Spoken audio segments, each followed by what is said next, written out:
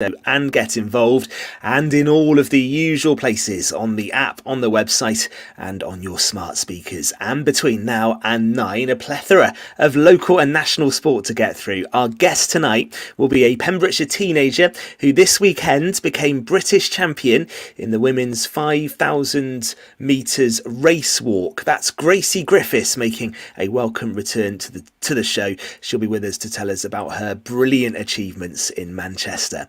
Elsewhere, we will review the weekend's cricket with runs scored all over Pembrokeshire and some cracking performances from a number of sides. We'll also look at how the last 16 of the Euros are going. Never in doubt for England, was it? Can they keep winning whilst playing badly? Give us your views as we head towards the quarterfinals on Saturday. And that's all to come with Gordon and Tom keeping me company this Monday evening. Good evening to you both. Good to see you. Gordon, how are you? I'm very good, Ben. And yourself? Yeah, not bad at all, thank you. Tom, how are you? Go on. I'm very well, thank you. Sorry, Gord, what were you going to say? Nice to have you back, Ben. It's very nice to be back, actually. And thank you to Tom for filling in last week. Embarrassingly, for someone whose day job is working in the broadband industry, I had broadband problems last week. Those have all been fixed, which is good. I've got a new booster underneath my desk, which is hopefully making things work very well this evening. So all good.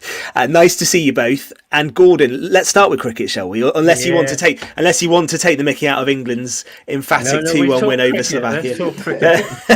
We'll do cricket first. I was out and about on Saturday, Ben, and I went to first I went to Hook, saw a bit of their game, then went over to Burton, and Joseph Kiff was in fine form for Burton there, ex-Llangwm player. He got a cool century. Then I popped down to Llangwm, and Llangwm were playing Cresselly in Division 1, and Stevie Mills was at the crease, causing havoc, I might add. 6s, 4s, it was all happening. And that was Steve Mills' third century in 4 innings. That's some going in Division 1, Ben, to be fair. Yeah, he scored 114, didn't he? That's right. Scored, and then he actually backed it up as well with the ball. He took 2 for 42 bowling. That's some afternoon for him. He's an excellent all-rounder, to be fair. He's producing the goods, and without him producing the goods, Llangwm may be struggling, but they're doing well at the moment. He's not a one-man band, but he certainly helps. And Stevie Inwood, unfortunately, who's a very good player as well, who's an excellent batsman, has had to pack in. He's got problems with his knees. He's an ex-England schoolboy international, played with the likes of Joe Root and Josh Butler. That's not pretty good company, I would say, Ben, is it? Yeah, that's not bad at all. Unfortunately, he can't actually continue the season. Hopefully get an operation and be able to continue next season. Get well soon, Stevie. Absolutely right. Do you want the results first, Gord, or shall we pick out some of the highlights? Let's do the results first, and then I will mention, because we had 3 or 4 Centurions and some really good bowling performances, to be fair, as well. I think we should start with the game between Saundersfoot and Haverfordwest, actually, which was a remarkable game. When we're talking about runs scored, Saundersfoot batted first and posted 287 for 8. A decent score. Exactly, a decent score. And Haverfordwest at the bottom of the table, Ben. Yeah, and they knocked them off and won the game by 4 wickets. Champerera 146 knocked out. Wicketkeeper had a great knock. It was unbelievable, because Haverfordwest have struggled to get runs all season, but Piero, or whatever his surname is, he was fantastic. He had a great innings, and Haverfordwest needed that win. And that's an impressive chase scored, isn't it? Let's be fair. Oh, it is. It's not the biggest chase ever, I know, but it's up there, Ben. It's up there. And Saundersfoot would have said, with those runs on the board, we'll kick on and win the game. So I think they'd be quietly very disappointed that they lost the game, to be honest with you. But there indeed. You go. Let's also mention Carew and that big win over Lawrenny. Phenomenal performance. Over 300 runs on the board. That is great from Carew, to be fair. And James Hinchcliffe's bowling, if you've got that in front of you, incredible figures. Yeah, let's just call that out. James, that is some bowling performance, right? Carew were 302 for 6, batting first. Jonathan Rogers 115, 66 for Adam Chandler. Lawrenny were then just blown away, beaten by 257 runs. And don't forget, this is Lawrenny that are fourth in the table as well. James Hinchcliffe, incredible figures, as you say, Gord, 6 for 9. That's incredible. Brilliant bowling, isn't it? In Division 1, that is superb bowling. Indeed. So got to give the lad credit. Yeah, that's good going. As we said, Llangwm beat Cresselly by 76 runs. That was a bit of a surprise as well, Ben, because Cresselly are there in the title run-up. That's a bit of a hiccup for them. But, as I spoke earlier about Millsy having such a great performance with bat and ball, it ruffled their feathers because they're known as the Doves. That's only a little bit of a fun. Very good. Yeah, very good. A win for Neyland actually at Narberth, and this was a rarity on Saturday. It was a low scoring game. Narberth were all out for 80 and Neyland knocked those off easily, 81 for 4, won by 6 wickets. And in the other game in the First Division, Whitlam were winners against St Ishmael's by 6 wickets. So some entertaining cricket across Division 1. Yeah, it's been very good. The last few weeks, the wickets have played really true, and the batsmen have been scoring plenty of runs. And to be fair, even the bowlers have got in; they're getting wickets as well. So it's been pretty entertaining. But last weekend, there was some high scores, Ben. Fair play. There were, and it was carried on all over the divisions as well. Some close games in Division 2.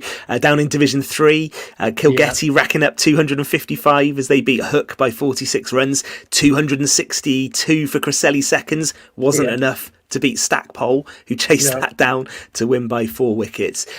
We're midway through the season now, Gord, aren't we? 9 games played in Division 1. Yeah. If we look at the table and you can just tell us what you think, as we expect it. Obviously, the champions are in the driving seat. Are they 20 points clear? I think they are. Carew, Cresselly have dropped points on Saturday. There's still a lot of cricket to be played, but we all know they're the main team that has to be beaten if you're going to win the title. Yeah. And, Carew got Neyland in trouble only a couple of weeks ago on their own ground, feeling confident they were going to beat them. And lo and behold, I think Neyland on that particular day got about 190 runs, and Carew was chasing that, and they were all out for 90. So, they can bat and bowl, they can play any type of cricket, Neyland. They can win ugly, as they say, or they can, turn it on. It's they got a hell of a squad, to be fair, Ben. They have got, a lot of, and they haven't always had their best 11 playing in these games either. But they're still there. At the bottom as well, that win for Haverfordwest means they're off the bottom. So Narberth bottom, Haverfordwest above them by 1 point, Gord. So they'll take some heart from that and hope to get some momentum, won't they? Well, definitely. They always rely heavily on Adam James. It was lovely to see the wicketkeeper Pereira get a century and be the man of the match. They needed somebody to step up to the plate. They've got to do it on a regular basis now. Hopefully this is the stepping stone for my hometown side, even though I'm a Hookite, really, but I still want Haverfordwest to do well. You support lots of teams across Pembrokeshire, Gord. I got to. You have to. I love you all. Yeah, I think between you and Bill Kahn, you've either played or supported or had cricket tees at every single ground. Well, yeah. You've got to be careful what you say on radio programs like this. Good stuff. We should mention as well, just aside from the league fixtures, and it was a really good round of matches, as we've said, we had the first cup final of the season, didn't we? That was the Alan Brown Cup. And this is for Division 3 sides and below, Gord. And Kilgetty won it, didn't they, yesterday? Yeah, fair play. Ben Evans, the Kilgetty skipper, he picked up the trophy at the end of it. It was quite a competitive game, I'm told. And one of the young lad, Badham, was man of the match, teenager he is. He batted, I think he had 59 not out in the first innings and 40 in the second innings. And Kilgetty went on to win the trophy. So, it's great to get the first final out of the way. Yeah. And it was played at Whitland. I must say, it was played at Whitland, and apparently the ground was splendid. And they do a great job, don't they? And a great tee. Yeah, they do a really, really good job, don't they, at putting those finals on. Pembrokeshiresport.co.uk has a match report and photos, I think, from they that got the final. presentation photos. Yeah, they got it all on there. Good stuff. Well done, Kilgetty, in that. All right, let's just change the subject for a little bit. Badminton at the Pembrokeshire Sports Village in Haverfordwest.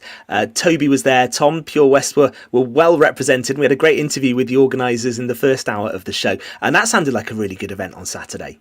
It sounds like it. And the first time that it's been held properly in West Wales, the West Wales trials have always been in Swansea. And the enthusiasm of, was it Tom and Sharon, to bring badminton with a young club that's only 3 years old, and to be able to have these trials here in the Pembrokeshire Sports Village in Haverfordwest. I think it's great. Nice to see people from Swansea and that area, Carmarthenshire, travelling to Pembrokeshire for the main event. Yeah, that's good. It's a good facility. The other way for Pembrokeshire people. And a great facility to stage it as well. Yeah, huge. Yeah, I mean, Haverfordwest High School got tremendous facilities and a tremendous school. They're very lucky. I don't know if the students actually feel that every day, but they are lucky people. They're getting great sporting success in all sporting endeavours as well. If you look at their Facebook page, the senior boys football, it's amazing. Well, it's a school I went to, but they knocked it down. But they've always had good sport in really top sports people in that school. Fair play. And that's good. And they're promoting that, and that's what I like to see. There are photos on the Pure West Facebook page from that event. Also from the Zach Thompson Memorial Day at the Quins in Pembroke Dock as well. Photos on the Pure West Facebook page. That sounded like a really special occasion as well on Saturday. We should touch on the Euros as well. So tonight... Why do we have to talk about that? There's no local interest whatsoever. I think we should because tonight France have gone through. They beat Belgium 1-0. Own goal. Another one. Goal. Do you realise France haven't scored in open play? If you want to talk about it, I do really. I mean, they've not fired yet, have they? France, really? No. It was a bit like England. They hadn't fired until last night. England's tournament, I think, maybe started on 94 minutes last night. That was some goal, Ben, wasn't it? It was some goal, but it was absolutely dire up until that point, wasn't it? Let's be honest. And it has been throughout the tournament, really. And it started with the friendly when we lost to Iceland 1-0 at Wembley, and I watched that, and we were terrible then. Something's not right. I don't know what. I think it is a lesson that if you do keep going, I do think you sometimes get what you deserve in football just for your endeavour and your attitude, and at least they did do that, and it was a great goal from Bellingham. But something's not right with that England side, Gord. Oh, Harry Kane scored. He did, and the winner, and then he took him off. I know that was bold. Lots of people were saying take off Bellingham and Kane, and he did just that, didn't he? After they scored, for the next game. I think crucial for Harry Kane is get in the 6-yard box, because that's where you want Harry Kane. All this dropping deep to get the ball. If he's in the 6-yard box, that's where he's going to be effective for England. You cannot score if you're outside that box. It's difficult. His job is in that box, and he needs the service. He's not been getting the service. I think they need to sort that out. I'm sure they will. I thought Mainu, Man United, had an excellent game for a young kid. And he not did. Because I'm a Man United fan, but I thought he played very well. Yeah, no, I thought he did. I think he did. He's a young lad, isn't he? And there's lots of responsibility in a midfield that hasn't functioned. I thought the referee was very harsh for some of the yellow cards very early on. I was surprised nobody got sent off in the end because he was that, card happy. So will England beat Switzerland on Saturday in the quarters? Go on, Tom. Not if they play like they did yesterday. Switzerland are too attacking minded, I think, and I don't think England have got what it takes to control that middle of the field. I don't think that they'll need to change something. Agreed. Gord? Yeah, he's going to change his tactics and change a few clientele. I think England could scrape home. They could. I think it's winnable, but not playing. They've got enough quality. England got enough quality players. It's getting the right balance and blend. And Tony came on. I thought he looked quite sharp as well. And Carlton Cole, I thought he looked really good. Cole Palmer, I think you mean, Gord. Cole Palmer, yeah. Carlton Cole was. Crikey, if we're bringing Carlton Cole on. Yeah, I think he's about 42 now. So he would be. We would be in a bit of difficulty. Yeah, they get capped by England. Yeah. Okay. I think it's going to be tough. And we can't underestimate some of these sides. I think Austria have looked quite good at the Euros as well. If we play like we have so far, we'll lose. If they play like they have, we will see the Swiss roll. Like it. Like it. Nice. And they will beat us. I Have think. your cake and eat it, then. But they've been one of the sides that have impressed me, actually. I think they do look decent. One other football line, actually, and since I've been on the show, Rob Page left Wales, didn't he? I'm sure you touched on that last week. Well, tonight, Ocean Roberts has put out a statement. And, I don't blame him. And he said that he doesn't want the job. I mean, I understand that. He's gone into a lot of detail, very passionate about the Welsh side. He's in Italy, isn't he? Yeah. Como got them promoted. And he said he's committed to that until 2026. That's a blow, isn't it? Because I think he would have been a great appointment for Wales. Agreed. I don't know. I think he might have shied away from the job, actually. That's a Do you? convenient way not to take an international job. It's a I tough. think he has shied away from it. Because he's been Everybody second, would, anybody who's and he has been involved. You want to lead your country. You want to be the main man. I mean, I thought he would have been the right man for the job, if I'm honest.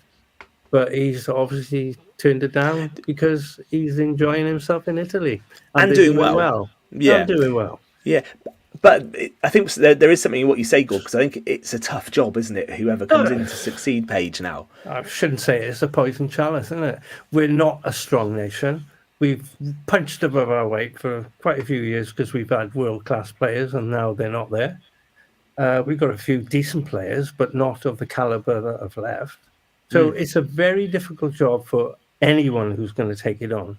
So, perhaps Ryan Giggs would fancy it again.